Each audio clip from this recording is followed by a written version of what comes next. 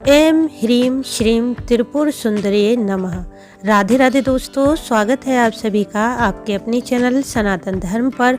दोस्तों, आषाढ़ गुप्त नवरात्र में तीसरे दिन तीसरी महाविद्या माँ त्रिपुर सुंदरी का पूजन करने का विधान होता है। माँ त्रिपुर सुंदरी 16 कलाओं से पूर्ण है, इसलिए माता को षोडशी भी कहा जाता है। 16 वर्ष की कन्या की तरह हजारों सूर्य का तेज माँ के अंदर समाहित है। माँ का रूप तीनों लोकों में अत्यंत सुंदर और अद्भुत है। माँ सभी कर्मों का शीघ्र ही फल देती है। माँ षोडशी का जो भी भक्त सच्चे हृदय से पूजन करता है उसे माँ आकर्षण और अद्भुत सौंदर्य प्रदान करती हैं। यदि आपको जीवन में ऊंचा पद, सम्मान, यश की कामना है तो वह भी माँ त्रिपुर सुंदरी पूरा करती हैं। यदि आपके दाम्पत्य जीवन में कलह कलेश अधिक है या अपने अनुकूल मनपसंद जीवन साथी की आपको कामना है तो वह भी माँ त्रिपुर सुंदरी के पूजन से पूरी होती है और दाम्पत्य जीवन भी मधुर बनता है। माँ त्रिपुर सुंदरी अपने भक्तों को लौकिक और पारलौकिक शक्तियाँ प्रदान करती हैं।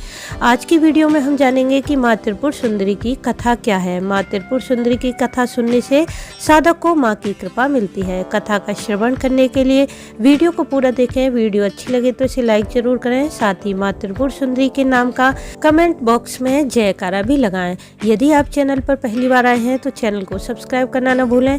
बेल बटन को भी प्रेस कर दें जिससे कि नई वीडियो का नोटिफिकेशन सबसे पहले आपको मिल जाए। दोस्तों, सबसे पहले जानते हैं माँ त्रिपुर सुंदरी के स्वरूप के बारे में। माँ त्रिपुर सुंदरी शांत मुद्रा में लेटे हुए भगवान शिव की नाभि से निर्गत कमल आसन पर विराजमान है।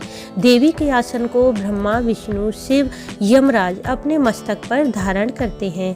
माँ त्रिपुर सुंदरी का वर्ण सुनहरा है। माँ ने लाल रंग के वस्त्र धारण कर रखे हैं। उनके चमकते आभूषणों का तेज माँ के शरीर को प्रकाशमान कर रहा है। माँ ने मुकुट धारण किया है और माँ के भगवान शिव की तरह 3 नेत्र हैं। माँ षोडशी की 4 भुजाएं हैं। एक भुजा में पुष्प रूपी बाण है, दूसरी भुजा में धनुष, तीसरी में अंकुश और चौथी भुजा में पाश है। माँ त्रिपुर सुंदरी के 3 रूप हैं। पहला 8 वर्षीय बालिका जिन्हें त्रिपुर सुंदरी कहते हैं। दूसरा रूप 16 वर्ष की कन्या का जिन्हें षोडशी कहा जाता है और माँ का तीसरा स्वरूप युवावस्था का है जिन्हें ललिता त्रिपुर सुंदरी कहा जाता है। इसके अलावा माता को कामाक्षी, कामेश्वरी, राजराजेश्वरी, बाला, श्री विद्या, ललिता, मीनाक्षी भी कहते हैं। भगवती का श्री विग्रह दया और सौम्यता से भरा हुआ है। जो भी भक्ति इनकी शरण में जाता है उस पर माँ प्रसन्न होकर सभी शोक, संताप, दुख को हर लेती हैं और उसे आत्मिक बल, कीर्ति, यश, सभी भोग और मोक्ष प्रदान करती हैं।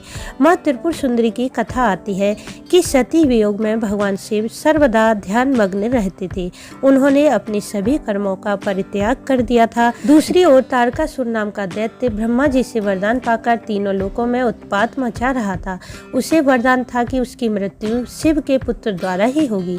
इसलिए समस्त देवताओं ने भगवान शिव को ध्यान से जगाने के लिए कामदेव व उनकी पत्नी रति को कैलाश पर भेजा। कामदेव ने अपने काम के बाणों द्वारा भगवान शिव के ध्यान को भंग कर दिया, जिसके परिणाम स्वरूप भगवान शिव का ध्यान टूट गया और उन्होंने अत्यंत क्रोध में आकर अपने तीसरे नेत्र की अग्नि ज्वाला से कामदेव को जलाकर भस्म कर दिया। अपनी पति कामदेव को भस्म होता देखकर उसकी पत्नी विलाप करने लगी। तब भगवान शिव ने कामदेव को द्वापर युग में भगवान कृष्ण के पुत्र होने का वरदान दिया और भगवान शिव वहां से अंतर्ध्यान हो गए। इसके पश्चात भगवान शिव के एक गण ने कामदेव की भस्म से एक मूर्ति का निर्माण किया। इस निर्मित मूर्ति से एक पुरुष उत्पन्न हुआ।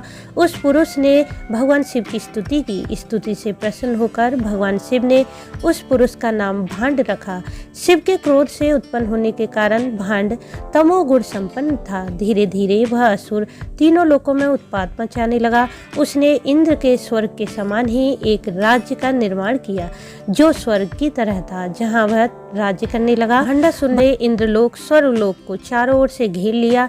तब इंद्र आदि देवता नारद जी की शरण में गए और इस समस्या का निवारण पूछने लगे। तब नारद जी ने आराध्य शक्ति की यथाविधि अपने रक्त और मन से आराधना करने का उन्हें सुझाव दिया। तब इंद्र ने देवी की सच्चे मन से आराधना की तब देवी माँ ने त्रिपुर सुंदरी रूप में प्रकट होकर देवराज पर कृपा की और समस्त देवता गणों को भय से मुक्त कर दिया। बोलो माँ त्रिपुर सुंदरी की जय। दोस्तों, गुप्त नवरात्रि में यदि आप व्रत उपवास करते हैं तब तो अति उत्तम है, परंतु यदि आप व्रत नहीं भी करते हैं तब भी नित्य प्रति सुबह और शाम माता के 9 स्वरूप और 10 महाविद्याओं का नित्य प्रति ध्यान और पूजन करें। साथ ही व्रत कथा भी सुने। व्रत कथा सुनने से व्रत का संपूर्ण फल प्राप्त होता है। देवी त्रिपुर सुंदरी समस्त प्रकार की विपत्तियों को दूर करती हैं। माँ त्रिपुर सुंदरी का विधिवत पूजन करने से वे शीघ्र ही प्रसन्न होती हैं। माँ त्रिपुर सुंदरी के हजारों नेत्र हैं, इसलिए उन्हें शताक्षी भी कहते हैं। माँ त्रिपुर सुंदरी का पूजन करने के लिए पूजन की सभी सामग्री सिद्ध युक्त होनी चाहिए, इसलिए त्रिपुर सुंदरी की साधना करने से पहले अपने गुरु से या किसी योग्य व्यक्ति से परामर्श लेना अत्यंत आवश्यक होता है। गुप्त नवरात्रि में माँ भगवती का पूजन करते हुए अपनी विशेष कामना पूर्ति के लिए माँ के समक्ष आटे के 5 या 7 दिए प्रज्वलित करें। इन नवरात्र में किसी गरीब असहाय व्यक्ति को गुप्त रूप से दान करें। ऐसा करने से आपको अनंत गुना पुण्य फल और माँ शक्ति की विशेष कृपा प्राप्त होगी।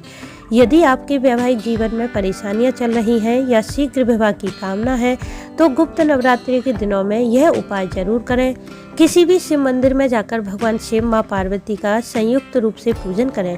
भगवान शिव को आक का पुष्प, माँ पार्वती को लाल पुष्प अर्पित करें और मौली से शिव पार्वती का 5 या 7 बार गठबंधन करें और अपनी कामना पूर्ति की प्रार्थना करें। आपकी कामना निश्चित ही पूरी होगी। तो दोस्तों, उम्मीद है इस वीडियो से आपको लाभ अवश्य होगा। वीडियो अच्छा लगा हो तो इसे लाइक करें, शेयर करें, साथ ही चैनल को सब्सक्राइब जरूर कर लें। बेल बटन को प्रेस कर दें जिससे नए वीडियो का नोटिफिकेशन सबसे पहले आपको मिल जाए। वीडियो अंत तक देखने के लिए आपका धन्यवाद। राधे राधे।